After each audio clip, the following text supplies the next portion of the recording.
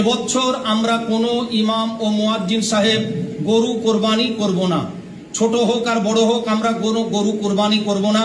আমরা বিডিও সাহেব, ওসি সাহেবের সামনে, সভাপতি ম্যাডামের সামনে আমরা ঘোষণা দিয়েছি, যেহেতু এবছর আর কোনো সম্ভাবনা নেই, এখনো আসার আলো আমরা দেখতে পাইনি, অতএব আমরা এবছরের জন্য গরু কোরবানি বয়কট করছি।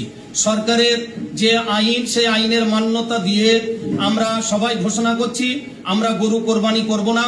আমরাও একই দাবি তুলছি, গো হত্যা বন্ধ চাই, গো হত্যা বন্ধ করো এবং দেশের সম্পদ গরুকে নষ্ট করে জবাহ করে কোনোভাবেই যেন বিদেশে সেটা পাঠানো না হয়, এটাও আমাদের দাবি থাকলো।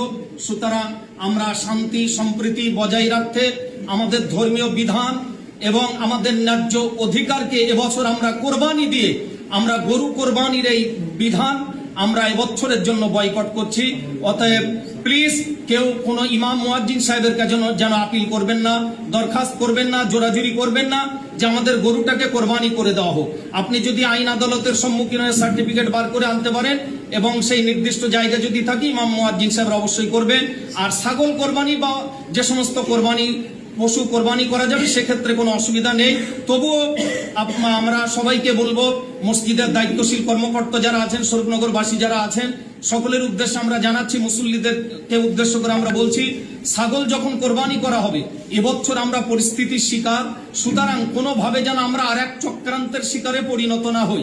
একটু প্লিজ আপনারা খেয়াল রাখবেন, আপনারা দেখবেন ছাগল জবাহ করার সময় সেটা সত্যি ছাগল জবাহ করা হচ্ছে কিনা, তার ভিডিও ক্লিপ আপনারা ধারণ করে রাখবেন, আপনারা সেটা ভিডিও করে রাখবেন। কোনোভাবে আর এক চক্রান্তের জাল বিস্তার করে এই ছাগল জবাহটাকে যেন আবার গরু জবাই করা বলে প্রচার করা না হয়। প্লিজ একটু সেদিকটাই আপনারা সবাই খেয়াল রাখবেন। সবাই এবছর ছাগল কোরবানির দৃশ্যটা অবশ্যই আপনারা ভিডিও করে রাখবেন, এই দাবি সকলের কাছে থাকলে। ইমাম মুয়াজ্জিন সাহেবরা এই ব্যাপারে সচেতন, থানার ওসি সাহেব আছেন, বিডিও সাহেব আছেন, তারাও আমাদেরকে সহযোগিতা করবেন, পাশে থাকবেন, এই বার্তা দিয়েছেন। তার চলবে কোরবানির ঈদে গোহত্যা করা চলছে না, চলবে না।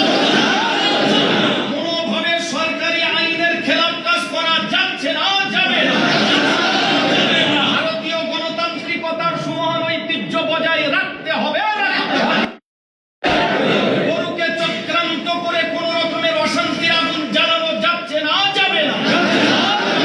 কোন নেতা নেত্রীর প্ররোচনায় আমরা গরু জবাই করছি না, করব না। কোন থানার ওসির ভিন্ন বক্তব্যে আমরা কখনো প্ররোচনায় পড়ে গরু জবাই করছি না,